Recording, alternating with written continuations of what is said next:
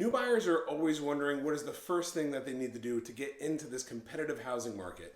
I'm Corey Johnson. I'm with Remax Classic in Somers, New York. I'm here with Donna Dory with ASAP Mortgage. Donna, I go out with buyers all the time. They call me up and they say they want to see a house, but they don't want to get the pre-approval letter yet. And I say, we can go see a house, but what are we going to do if you like it? Nobody is buying a house on Goodwill nowadays. I don't think so. So Donna, I tell them to go to you to get a pre-approval letter. What are the things that you're going to be looking at?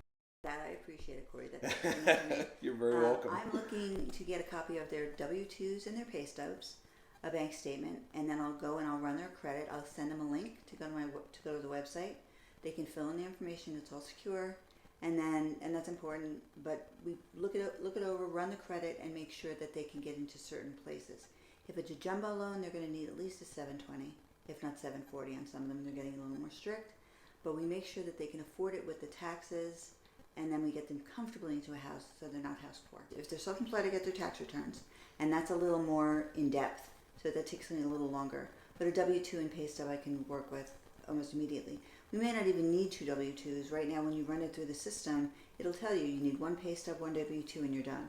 Because the credit's good, and they've got proven record of good credit. We're going to take 28% of your gross monthly income and times it by 0.28, and that's the maximum you can afford for principal, interest, taxes, insurance, and mortgage insurance, homeowner association dues, anything along those lines. And the 36% is for credit cards, student loans, car loans, anything that you might have on credit that could impact your credit score. Alimony, child support, really important that we know all this stuff. So when I ask you personal questions, I'm not being nosy. I have to know, did you have a previous marriage? Do you have child support? All right, because they find out. It comes in title, and in the background, your attorney is running the title, and he will find it. And we hear about debt to income ratio a lot. Is that a factor that you're putting in right now? I do. I definitely double check it. Yeah, because like I said, you don't want to be house poor. There are programs that can go to 55 back-end ratio. So it is there, and if you got a little extra money that isn't claimed, that's fine. But it's a little risky because it's higher, and this is pre-tax. We do everything gross, so we're not taking out the tax, and we're not taking out anything else. So we're going on gross income. The types of loans that people might be eligible for, very briefly, what are the different types of loans that you're gonna offer these buyers? Well, there's government loans, so there's FHA and VA and USDA. Those are low down payment, and then there's conventional, and then there's jumbo. There are new programs coming out every day.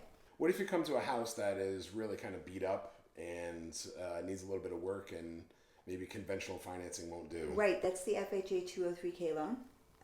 Or there's also a rehab loan through Fannie and Freddie. All right, so I've done my job at this point. We've gotten the pre-approval letter. We've gone out and found a house. I've gotten them into the house. We've got it inspected, and we're on our way to contract. Okay. There's a long way between a fully executed contract and going to closing. What is happening in the background to get this loan finalized? Well, typically it's like 30 or 45 days till I find a house, something like that, and then we just get updated pay stubs. W-2s aren't going to change unless we've gone past the year.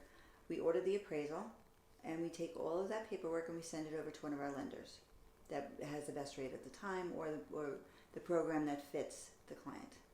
Can you go into a little bit more about the appraisal? What's going to happen for the appraisal? Okay. We outsource it. They're going to pay for the appraisal up front directly to the appraiser. It doesn't go through us. And then they're going to contact you or the listing agent to gain access. And it takes anywhere from 2 to 3 weeks right now. In the background, also, their attorney is ordering title, and they're checking all of the town records to make sure there's no violations. In between the time that I find them the house and closing, is there anything that they can do to totally screw the whole thing up? They do, and they have.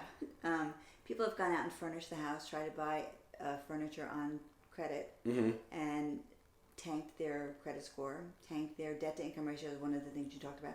Because the debt to income ratio includes anything you pay, car loans, student loans, credit cards. So that goes into the back end. They go out, they buy a car, they're like, oh, I'm going to lease a new car. No, you're not. Please don't do that. And I know you've told them, and I've told them before, but somehow they do it. Miss a payment.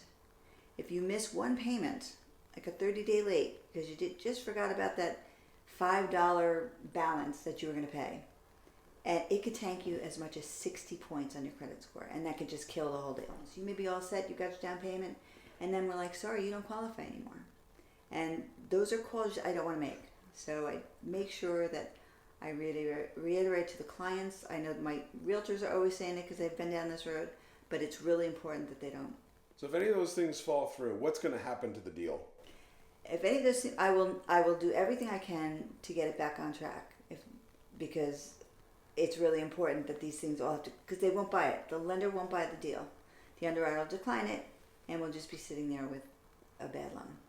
So we've got to make sure that we're staying on top of this and having conversations the entire way.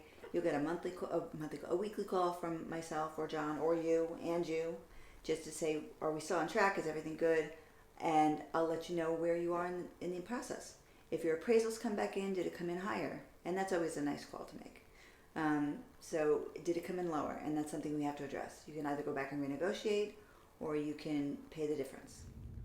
My thanks to Donna Doria from ASAP Mortgage. I've put our information here on the screen for you to reach out. Please join us for our next videos where we go more in depth on the types of loans and what happens on an appraisal shortfall.